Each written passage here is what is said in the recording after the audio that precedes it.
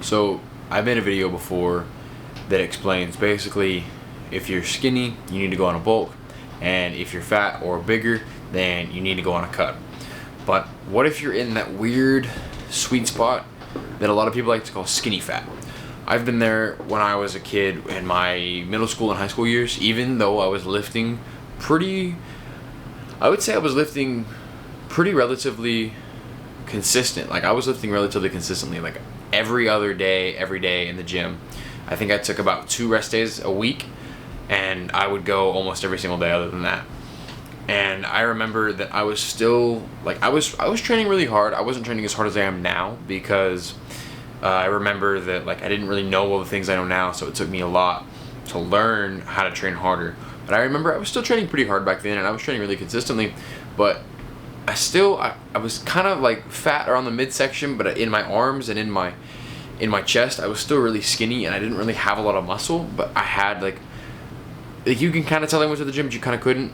So it was really, really weird, and I didn't really know what to do, and I didn't have any experience or anybody to tell me what to do, because nobody would really take me seriously when I said that I wanted to be not skinny fat, which is what we call it. So you're in the middle, so you're both skinny and you're fat. In your midsection, you got some love handles, which is what I got going on now because I'm on a bulk. But I used to have really, really small arms, and I didn't have a lot of definition in my muscles, and it was a real struggle, and I felt super self-conscious about it. Like I remember feeling like terrible, like I looked misshapen kind of, and it made me upset. I have pictures and stuff. If I can get them up here, I will. But I remember that feeling, and I couldn't understand why. Like I didn't know why I looked like that or why I would feel like that. And there was multiple reasons at the time. I didn't really know why. Partially because I was stressed. I was going through school. I was doing work. You know, we were living in a hotel at that point in time. Things were rough at that point. Even before the hotel and everything like that, it was rough. And I remember another thing, one of the key things was my diet. I remember that I would go to the gym, but I would also eat like crap. I would eat whatever I want whenever I could, but then there was sometimes where I couldn't get any protein intake, any caloric intake. So it was really unbalanced in my diet. My training was good. I could have done better. I could have went harder. I mean, you always look at those things and you're like, oh, well, I wish I would have done that, or I wish I would have done this. But you don't see it, that you were doing the best you could at the time. So I cut myself some slack there. I know that I could have been training harder. I know I could have been eating better, but I learned from that experience now, and I know what to do. So now I'm going to tell you what to do if you're skinny fat. I would say bulk. Like truthfully, really, when I sit down and think about it, I sat down and think about this video, and I was going to tell you guys to cut down if you're skinny fat, but then I realized that's probably not the right way to go about it. Because if you're struggling like that, you're in this weird stage, I wouldn't say cut down, because that doesn't really make any sense, because you don't have a lot of muscle, but you do have weight on your midsection. And I was thinking about it, and if I could go all back, I would go on a bulk. I would bulk up, and I would put on a lot more muscle. And I mean, yeah, you're gonna have a little bit of that fat left over because, you know, whatever the case is, you ate like crap or you weren't training as hard. But if you start to take it seriously, regardless of where you're at, you can always cut back down anyway. Bulking is probably the hard part, because you have to eat all these calories, and you have to get your protein intake, and you have to take your creatine, you have to get hydrated, you have to go to the gym once or twice a day, and you have to train really, really hard. Bulking is the hard part. And I say this because I've been on a cut, and it was relatively easy, with the exception of being hungry and being fatigued more often. That's really it. Like, you just have to control yourself. But bulking is hard because you have to eat a lot, especially if you have a high metabolism. So if you have a high caloric maintenance, so you have to eat X amount of calories, like 2,500 calories, 3,000 calories, just to maintain your muscle. Then you have to eat the more to get more muscle, and it's really, I have videos on that. I'll link them up here somewhere throughout the video, probably not on this exact moment, but you get what I mean. I would say bulk if you're skinny fat, because you're already kind of halfway there. The only problem you have right now is that you're still a little chunky down in your midsection. That's not a problem. You can always lose that, whether it be training harder or you're on a cut when you do that.